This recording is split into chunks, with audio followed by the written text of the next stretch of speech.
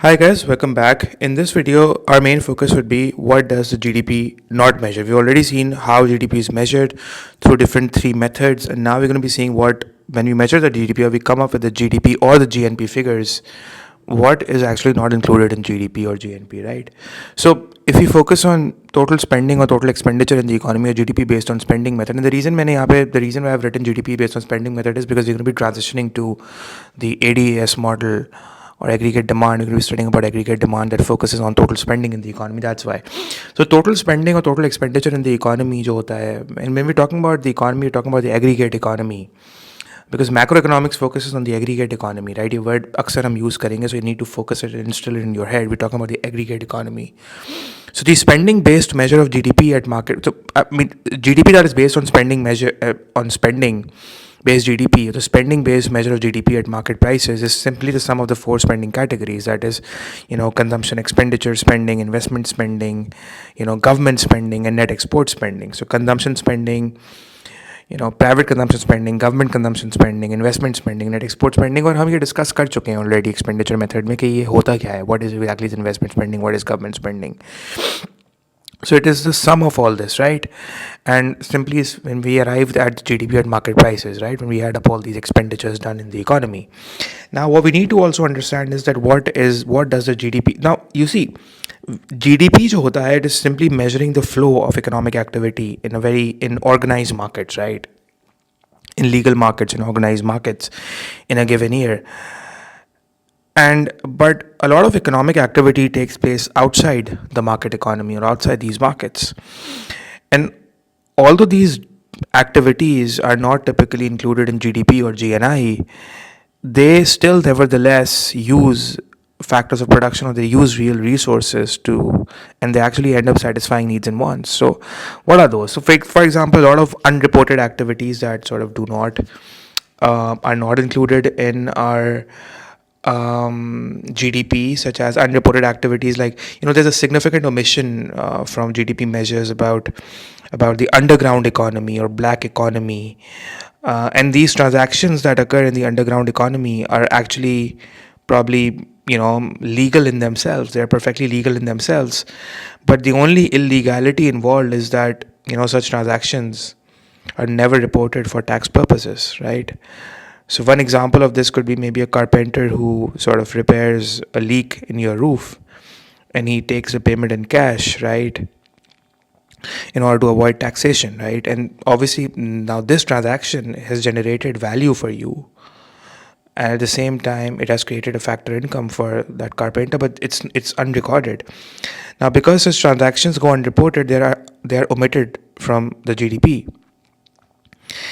And it also includes, when we talk about, and so apart from that, there are a lot of illegal activities as well, by the way, which are actually not included in GDP.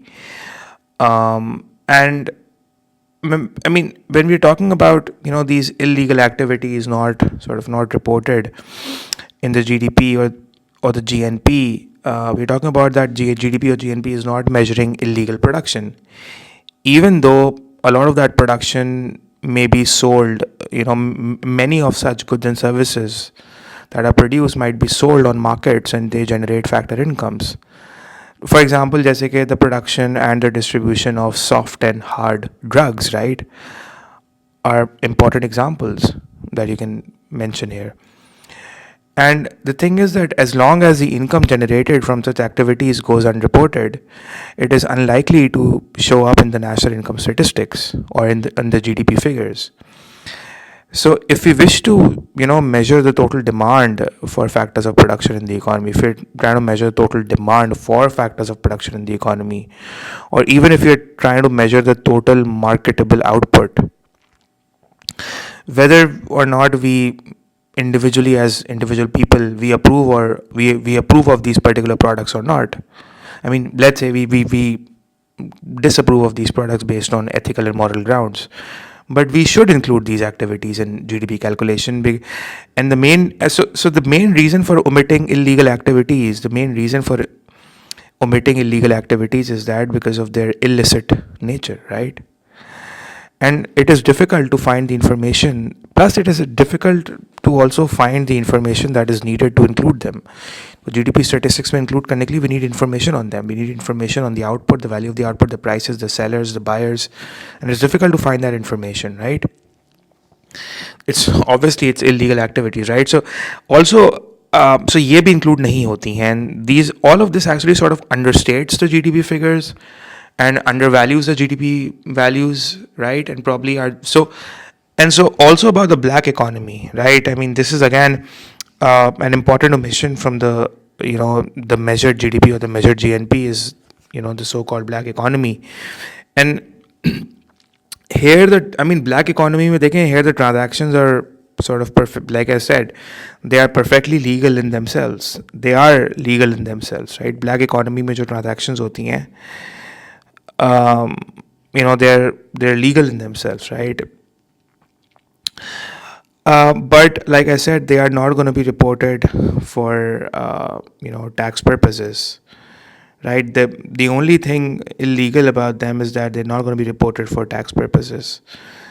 And black economy has sort of grown rapidly in many countries in a few decades, and you see, and I mean, the most important reason for the growth of black economy is probably the tax evasion, right?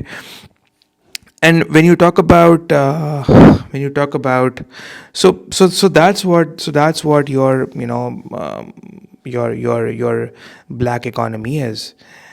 And so I mean, and apart from just the black economy as well, so apart from the black economy as well, you have other transactions that are not sort of included, like non-marketed activities.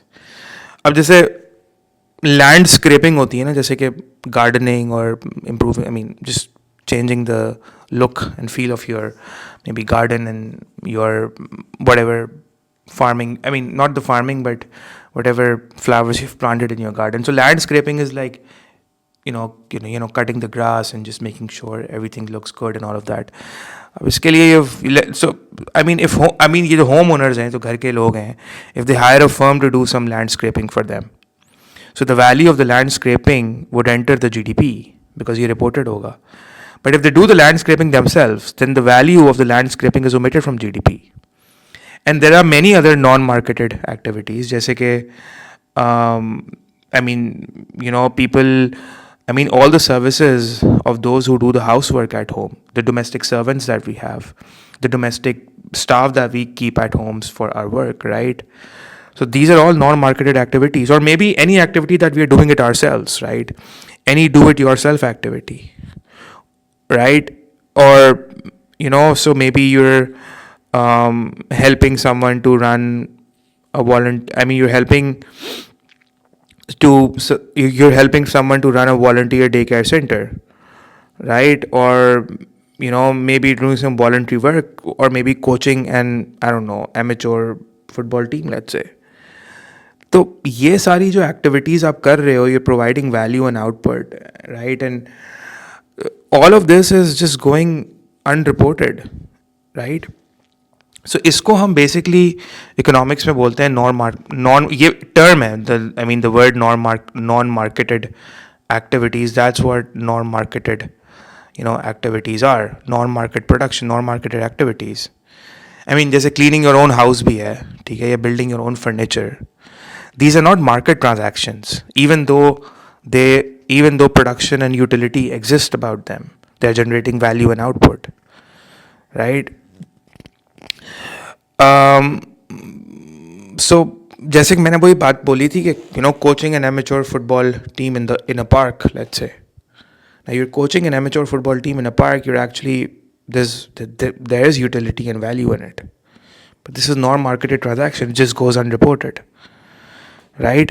Also the concept of economic bads. जैसे इसमें here we're going to be talking about externalities. जैसे ठीक है, our narrative is that when the GDP of a country grows or GNP grows, what happens? Living standards improve, economic growth takes place, because economic growth is when your real GDP goes up, right?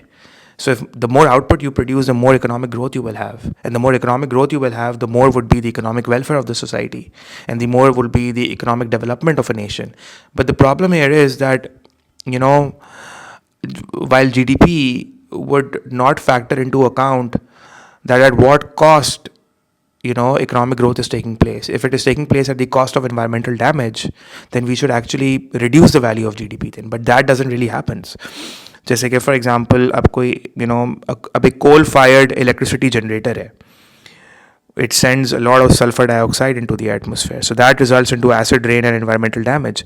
So the value of the electricity sold, वो जो electricity आपने बेची है उससे जो incomes generate हुई हैं और जो electricity की value आप sell कर रहे हो, that would be included in the GDP based on output method.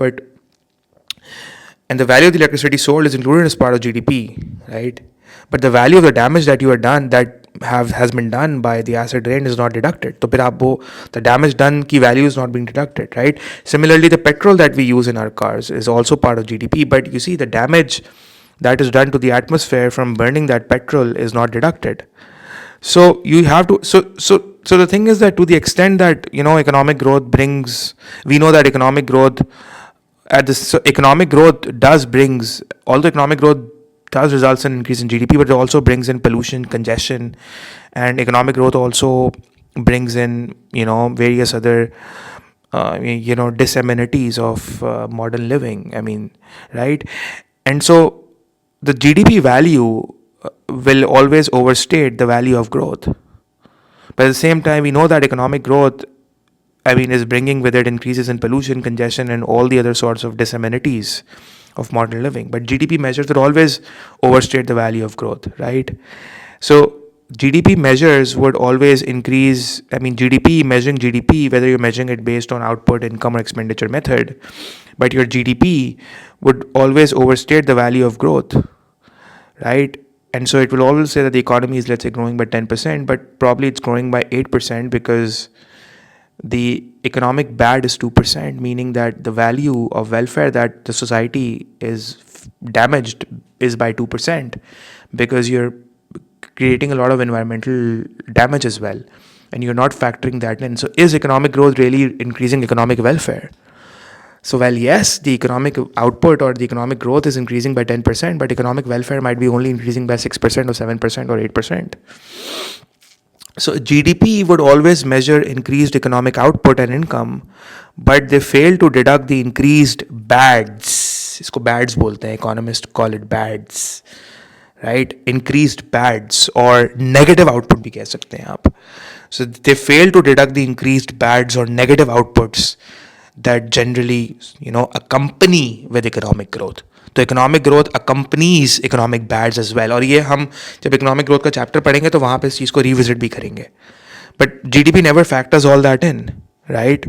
So that's it for this video, guys. I am going to be seeing you in the next video. We're going to be starting out with the ADAS model, where we will discuss, the ADS model is very important because it sets the whole base for macroeconomics. And first, we're going to be setting out the whole base of the ADS model. Why do we study the ADS model and everything? And then we're going to be moving on to discussing about the aggregate demand. So I'll see you all in that video. Until then, take care.